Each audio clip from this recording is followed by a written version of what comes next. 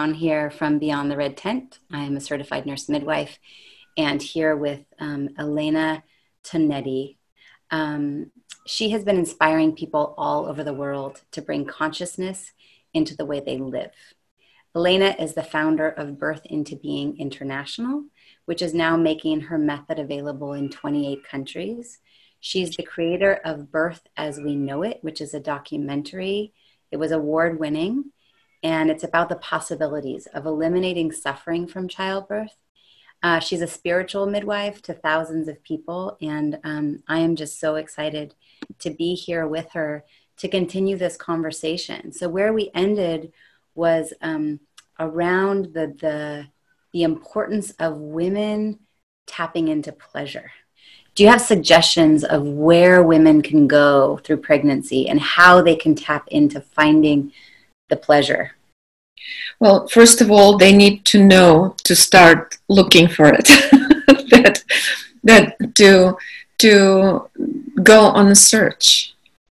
Like, what really gives me pleasure? And it's not the kind of pleasure that the chocolate brings, or talking with a girlfriend, which is good, but it's external. I'm talking about the going deep inside, and basically what has the capacity to offer that connection with our inner reserves is deep, deep stillness, silence, breath. And you kind of build that muscle, like any muscle in our body, that we can't just, start lifting really heavy things. We have to build it slowly. And that ability to connect with that which sustains us from the inside is the most critical moment, when no matter what happens around, I just go into my core and I know that I'm safe, that I am directly, intimately connected with the source of me, whatever name you have for that supreme intelligence that is so much bigger than our little, monkey mind or a little rat race. We're constantly, we can't get out of it. There is always water to be carried and wood to be chopped, just do. But then there is a moment when we connect with something that I don't want to name, because you might have different name.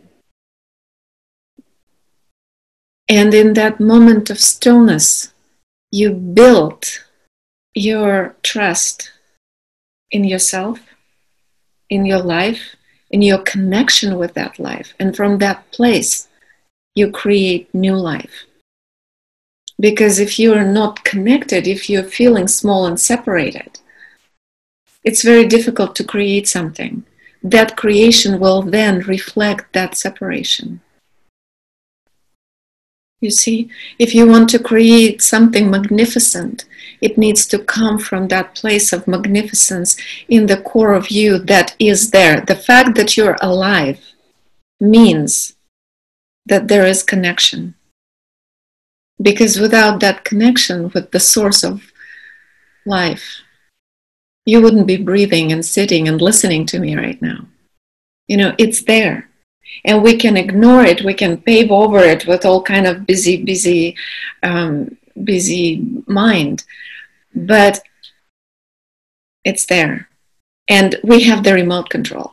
So the moment we decide to remember that we have that remote, that we have that free will, that is mentioned in every scripture of every tradition around the world, right? That thing, free will, what is it? We're missing the instructions. We're missing the kind of the training of exercising our free will, because our trainers didn't know that they have it. Their trainers didn't know. It's kind of a disowned part of the package. But it's still the part of the package. So we can really like snap out of that mass hypnosis that we don't have any power, that we're separated and helpless, and grab that remote control and really connect with our incredible strength and our incredible resourcefulness and ability to mend and being resilient and being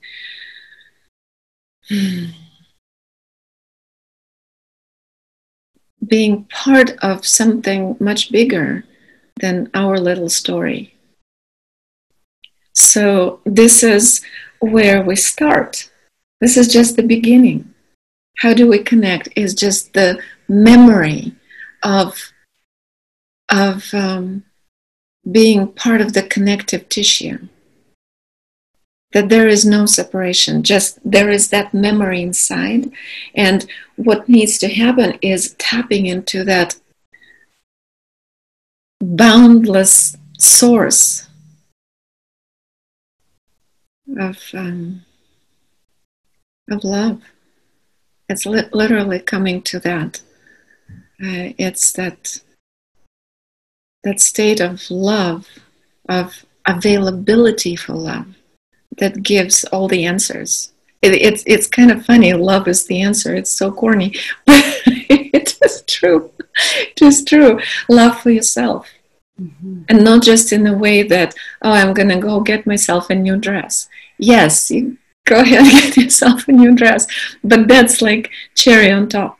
The real love for yourself is the listening to yourself, the ability to give yourself space to breathe, to eat what really feels right, not what's in front of you or what's on the menu, but just really listen to your body. What does it want? And go play, go in the woods, go hike, look into someone's eyes and really connect, really allow yourself to be seen and seeing them. It's kind of that kind of pleasure. Take a bath. Take a sun bath, whatever is available. The love that allows you to honor this amazing temple. You know, somebody asked me in one of the interviews, actually in many interviews, I'm being asked, what advice would you give to your younger self? And that's the one. Take better care of your body. The body is so exquisite. It's such an incredible privilege to own the body at this point. If we put together all the improbability of having a body, you know, technically everything we know about making the body, there shouldn't be any bodies. It's such a complex, just mind-blowingly improbable process that happens against millions of odds. You know, how does it work? We don't know anything about it.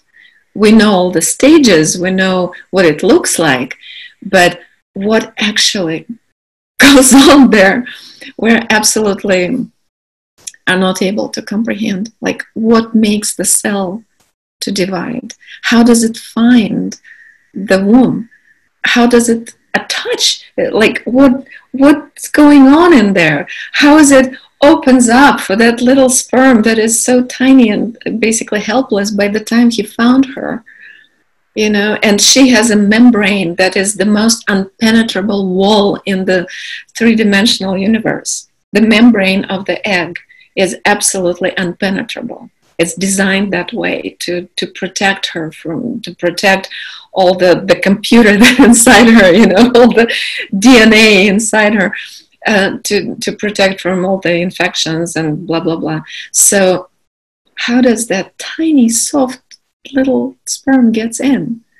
You know, what's going on between them? How does she know to open up to that one and take him in and surrender to him and cease to exist, basically, in order to create you? The pure miracle of creation. There is nothing short of miraculous. The way we're being made, the way our bodies make our children. So we have to quit taking it for granted and taking birth out of the context of the story of our family, of the lineage of all the women behind us, the mother, the grandmother. We're so fragmented now. We're so disconnected in that lineage for many reasons, for the unbelievable stress level that we've created for ourselves, because we keep being programmed on separation, generation after generation. This is exactly how humans knew for thousands of years that if you take the wild animal, you can't make it serve you. That animal has to be born and raised in the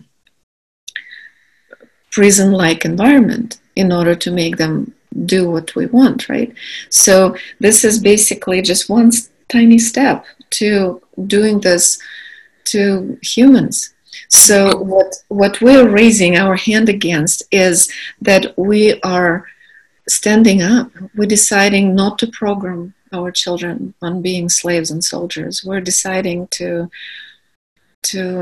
recall our divinity, reclaim our power. Really, that's, again, that sounds corny, and that sounds like the pep talk you hear now from every channel, but it really is what it comes down to. Mm-hmm. To claim our ability to love, mm-hmm. to claim our ability to be loved. So let's say a woman is pregnant and really finding pleasure in reclaiming and doing the personal work to allow herself to be loved and do the quiet time and the self-care. And maybe there's a husband, there's a mom, there's a friend, a sister around her on a regular basis. Maybe even they want to be there at the birth, and they're not necessarily meeting her in that same journey. What piece of advice do you give to that woman as she is trying to, and maybe even to the obstetric provider too? I don't know if you want to take the conversation there, but just at least the advice to the woman, how does she protect that bubble while still allowing her tribe and her community to support her in the best way that they know how? Because we can't do it alone. So what does a woman do in that scenario? Yes. Well, we're talking about many different layers, right? Because one thing is the birth, another thing is the support during pregnancy and postpartum support. So there are many different ways. But the thing is that when a woman goes into that place of deep connection with her higher self, that question doesn't even arise how to handle them. It kind of happens organically and very easy from that place to look straight in the eye of somebody who is bringing their chaos into her space and just have a conversation. And from the place of loving, healthy boundaries, there is no other option, but the boundaries would be respected. It's just, I love you very much and I need your support. But I am in this space that I'm very vulnerable and I have to take care of my child and of the process. So if you are not interested in neutralizing your own chaos, I can't have it. So, and we can do it together. Like I'm working on that piece for myself, for my baby. Do you want to do it together? You know, if it's a sister, if it's a good friend. It's much harder with the mother, of course, because with the mother we all go into, the existing dynamic very easily. But then actually a lot of women that I know were not informing their mothers about their process, their progress, about their choices, not even telling them when they went into labor, because they didn't want to bring that energy, that panic, that anxiety into the baby's space. So basically the advice is, if they can do it together. If they're not able to, then you just kind of create a bubble and don't invite them into that space. Mm-hmm. It's like, what are your priorities? Is it more important to create social status, support social status with somebody, or make sure that your birth is not being interfered with? So, yeah, the choices are always here, and they're always ours. Mm-hmm. And, you know, so often we just think about the birth, but what I'm hearing from you over and over again is the birth is completely dictated. That sounds like a strong word. Is completely influenced by the life of the pregnancy, the self-care of the pregnancy. And so in finishing up this section, and we'll do another one, talk a little bit about artwork, dance, being in water, and the role of that. Well, you see, our creativity reflects our inner world, and how we express ourselves, and what is the final product, you know, whether it's dance or a poem or a book or a garden, you know, what is it, will reflect our inner conflict or the space of connection with life and with ourselves. And it would be appreciated by those who are resonating with that space from which that art comes from. You see what I mean? Like, take example, Picasso. You know, it's it's a really fragmented view of the world, very distorted, that reflects his incredible pain and his horrific history of his childhood, his relationship with his family. It's like the end result was his art that is being resonated with by hundreds of millions of people who are also viewing the world from that distorted place caused by the misery they were exposed to, you know, during their formative period. So whatever we express is telling us, showing us where we are. So you can really communicate with yourself. You draw something and look at it, like really look at it, where it's coming from. What is it telling me about myself, where I am, the way I move, the way I speak to others and to myself. It's all about that. Our expression is a way of communicating. And sometimes in the artwork or poetry, we learn more about ourselves than we tell ourselves, you know, the conscious story that we keep repeating. I am this and this, that's what happened. We always need, for healing, we always need to go beyond the story.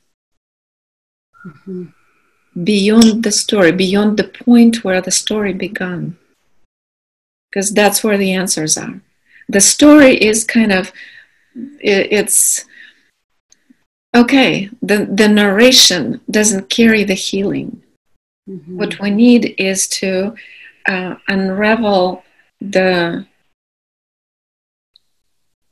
point where we allowed that story to kind of spring roots into our nervous system, where we took it. And there was no option, because as a baby, we can't really object or discern whether I want that story or not. So we just accepted it. But we're not our story. We're really not what happened to us. We're so much bigger. We're so much more powerful than anything that happened to us. Mm-hmm. And we can really draw that part of yeah, I'm not my story. I love Brene Brown calls it our silly first draft. Well, really, she says shitty, but I didn't want to. We call it our silly first draft. Right. There is a me that has that story. But Mm-hmm. if I actually bring the me that has the story, the me has the power to neutralize the negative impact of the story. Mm-hmm. So, we have so much more to talk about, and I'm realizing just watching the time, and so I think this is a nice place to round out. And I know that we'll move forward. I'm looking forward, moving forward to talking a little bit more around infertility, bereavement, miscarriage, and also specifics with your workshops of what do we do with that trauma. So I just want to thank you for your time once again. You can visit birthintobeing.com, the documentary Birth as We Know It, and then we'll post down below resources and ways to follow Elena and continue the it's not, I don't want to use the word work, continue the process that Elena is suggesting. So I just want to really honor you and thank you for your time, and I'm looking forward to what comes next. Thank you so much.